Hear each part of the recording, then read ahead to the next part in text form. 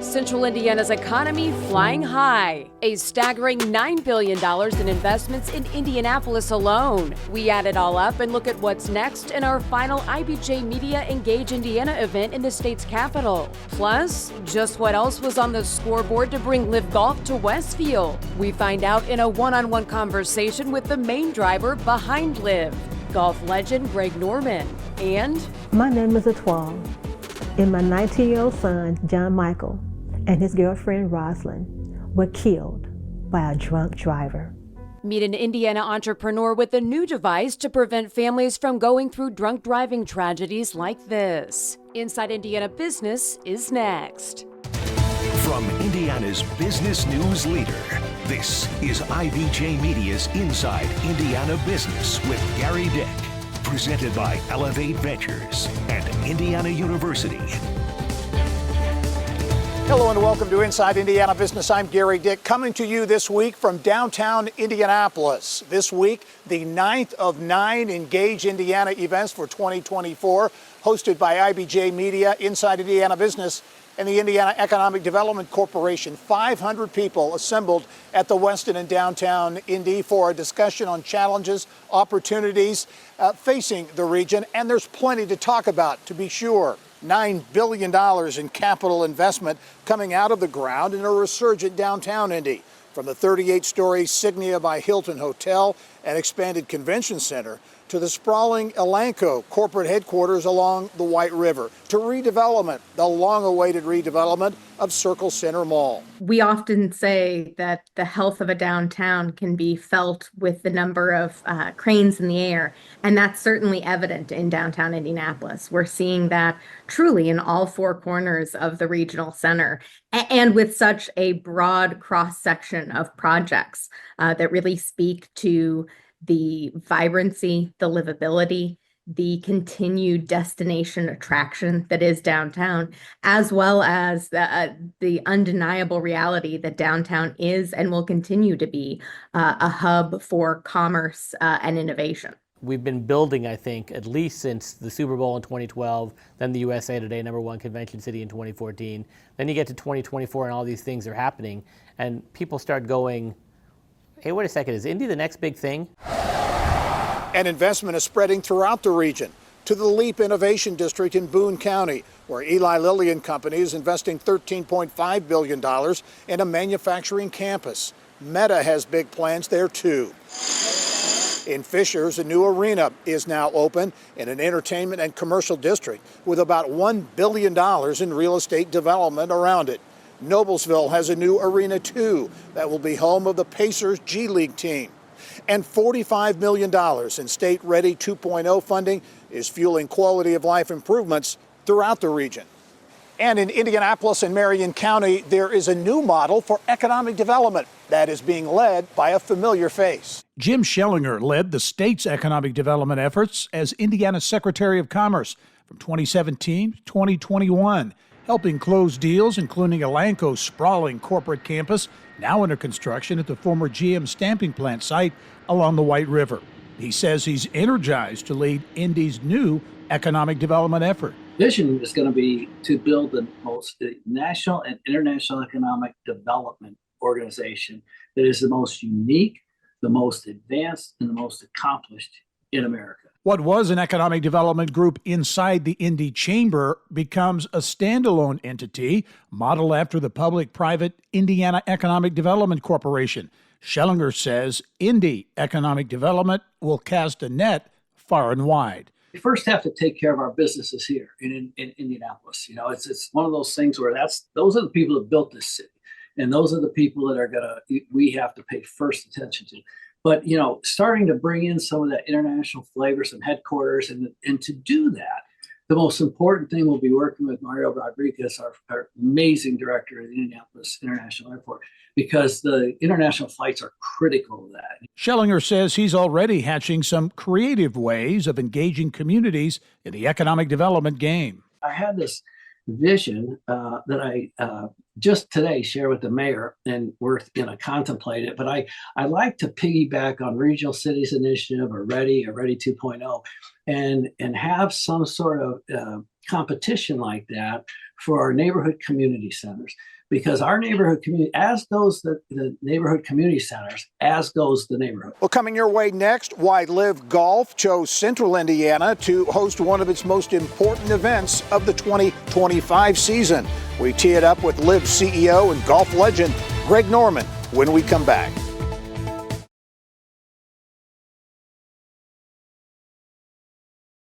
Swings up and across it.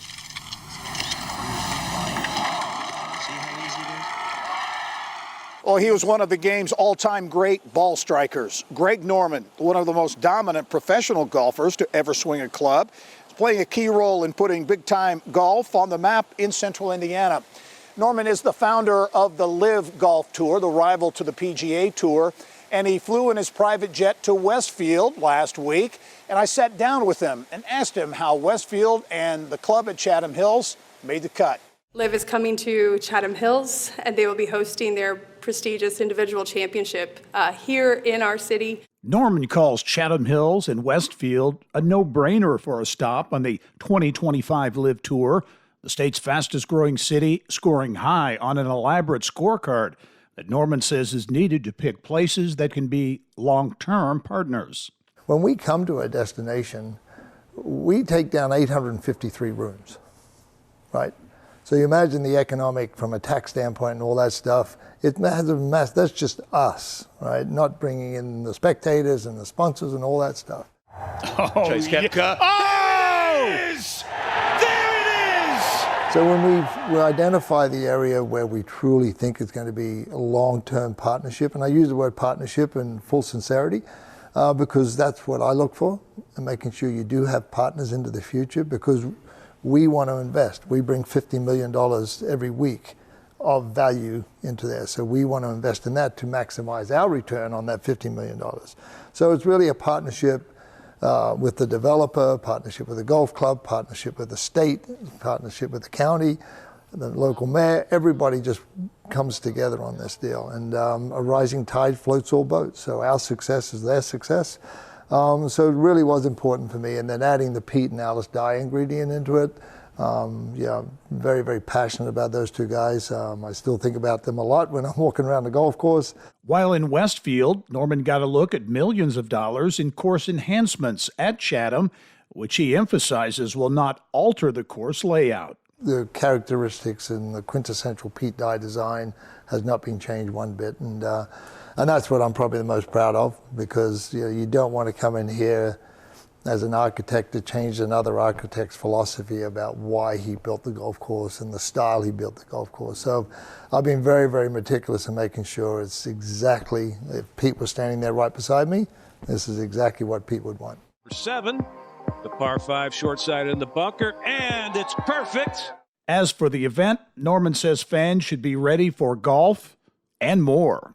So your day, if you're a spectator or a fan, when you come here, within 6 hours, you've had a hell of an experience, right? From watching golf to a fan experience, the fan village, to having a concert and going home.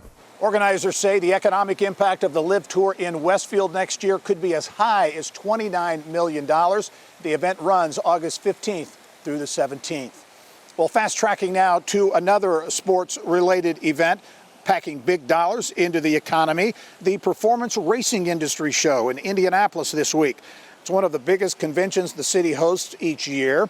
It's a who's who gathering from the world of motorsports. More than 67,000 vendors, track owners, manufacturers, just about every aspect of racing in Indy for the annual show, which has a $70 million economic impact on the region. Tony Stewart, a native Hoosier, his dream comes true. Tony Stewart wins the All-State 400 at the Brickyard. Well, Columbus, Indiana native Tony Stewart, one of the biggest names to ever get behind the wheel of a race car. The only driver to ever win a championship in both IndyCar and NASCAR. And that just scratches the surface of his achievements on the track. Stewart is now 53, married with a son, and Mary Rachel Redmond caught up with him as he marks his 25th year in racing. Well, Tony, time flies, and I can only assume it goes even faster for a speed demon like you. Just talk about what it means to be behind the wheel of a car for 25 years. Yeah, I mean, to have TSR and know going into next year is going to be our 25th anniversary. I don't think there was ever a plan when we started the team that we thought, well, 25 years from now we're still going to be racing, still have a race team, but really proud. From NASCAR to IndyCar, which series has meant the most to Tony over the years? The challenges are different with all of them. I mean, it's hard to win in any form of motorsports or sports in general. There's always great franchises and great dynasties that are in each form of motorsports, and if you can be one of those people that upsets those dynasties and then creates one of your own, that's something that you're proud of. So every one of them are special. Which is more gratifying, IndyCar or NASCAR?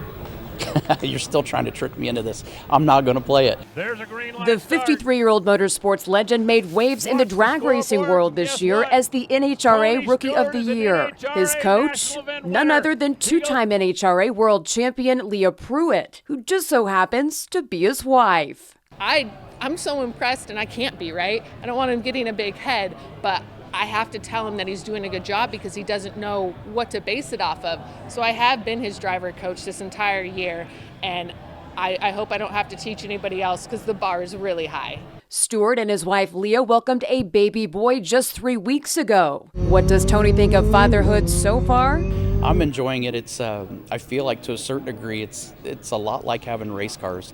There's times race cars aren't happy too, and they're not exactly the way they need to be, and you have to make adjustments and tweak on them and fix them. And this little boy's the same. I mean, he's not always happy, but he's telling you he's not happy. You just have to figure out what it is. How long do you think you're going to sit behind the wheel of a car? I don't know. My dad's 86 years old, and I got to race against him twice this year in the 3/4 midgets. So if that gives you any indication, I'm going to be around a while.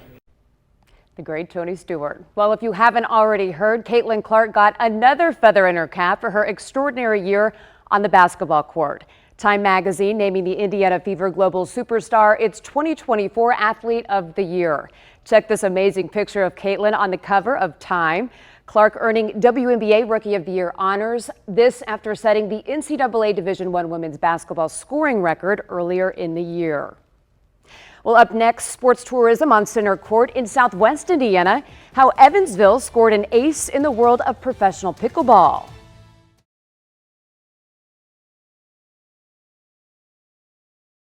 Here's what's making news around Indiana. Brought to you by the Indiana Association of Realtors. Indiana's 21,000 realtors. The neighbors you know, the experts you can count on.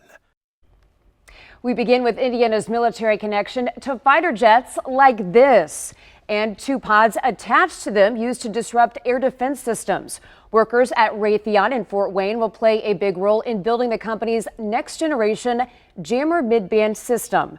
Raytheon landing a nearly $600 million contract from the U.S. Navy to produce the system, which allows crews to operate at extended ranges and attack multiple targets at the same time. Work on the jammer system will also be performed at 3 other Raytheon facilities across the country. Kokomo answering the need for people to live, work, and play. Developers breaking ground this week on a $110 million mixed-use district called The Hub. It's within walking distance of the $7.5 billion Stellantis Samsung EV battery plant, currently under construction, and close to Ivy Tech's Kokomo campus, which is a big plus. Because Ivy Tech will be playing a vital role in the workforce training needed for the jobs and manufacturing in that area. Mayor Moore says the hub is serving as a catalyst for future developments. He says up to 7 projects are in the pipeline in Kokomo. A new event from the Professional Pickleball Association is coming to Evansville. The PPA Challenger Series is expected to bring up to 700 people to Wesselman Park in September. Explore Evansville tells us this is part of their strategy to grow sports in the area and bring in future events. I think it'll be a great highlight for our region going forward in terms of sports tourism. The part I'm most excited about is the amateur pro crossover. So amateurs will truly have a chance to play with some pro players. So it's going to be great competition, and I think it's a really unique and exciting event, especially for the city of Evansville. Wesselman Park's 16 pickleball courts opened earlier this year and have already hosted a couple local tournaments. Well, let's send it back now to Gary in downtown Indianapolis with what's making headlines in education news around Indiana. Time now for our Eye on Education, brought to you by PNC The Ivy Bank. Tech Foundation has received a nearly $22 million Lilly Endowment Grant to help strengthen Indiana's early childhood education workforce. The money will allow Ivy Tech to expand its current programs while adding new education and training opportunities. The school has a goal of increasing its early childhood education program enrollment by more than 100% by 2027. Vincennes University's Board of Trustees has extended the contract of President Chuck Johnson by 1 year. Johnson's contract now extends through 2027. He's been leading the university since 2015. Trustees also approved spending $6.6 million on 9 airplanes for the school's aviation technology program. Well, coming up next, what drunk drivers give away with their eyes and how an Indiana State police officer is using his instincts and innovation to help save lives.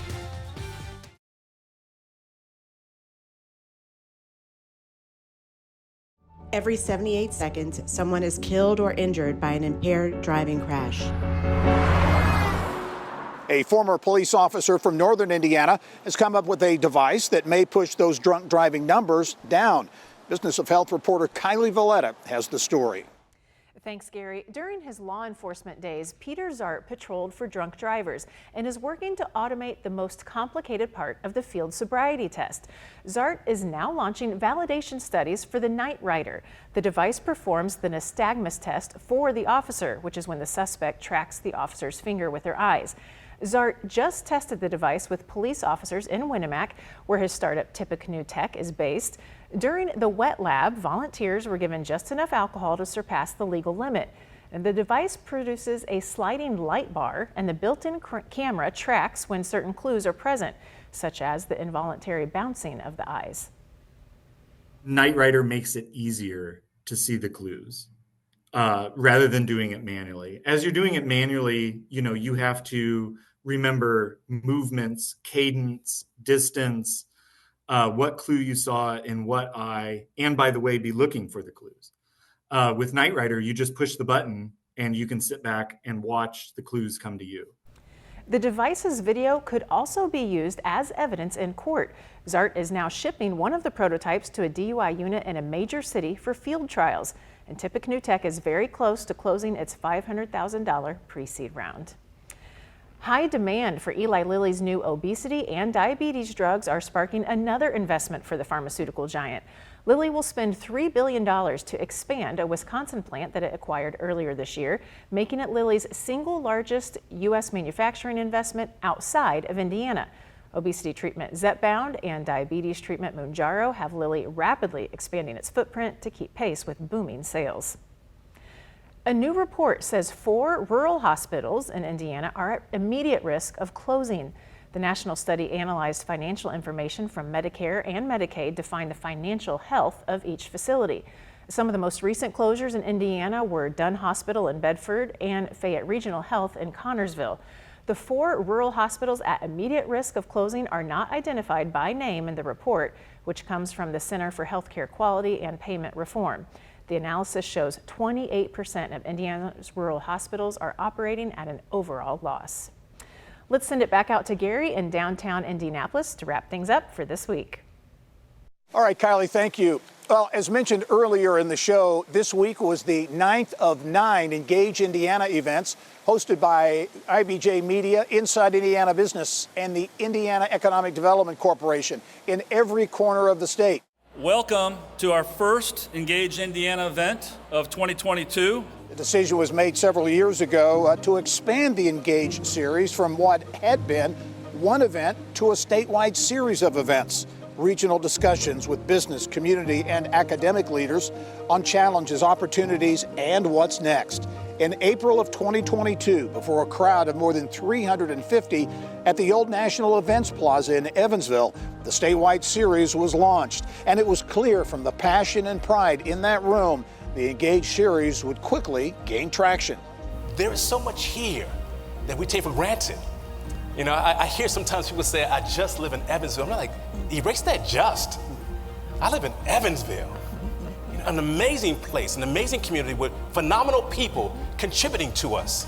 The Engage Series has attracted nearly 10,000 attendees and thought leadership from around the state: Evansville, Jeffersonville, Terre Haute, Lafayette, West Lafayette, Muncie, South Bend, Fort Wayne, Valparaiso, and here in Indianapolis. The Engage Series is really an opportunity for state leaders and local leaders within each of our regions to have a conversation and to better understand the goals of a particular region, the goals of the state, and figure out where those mesh and how they can work together better.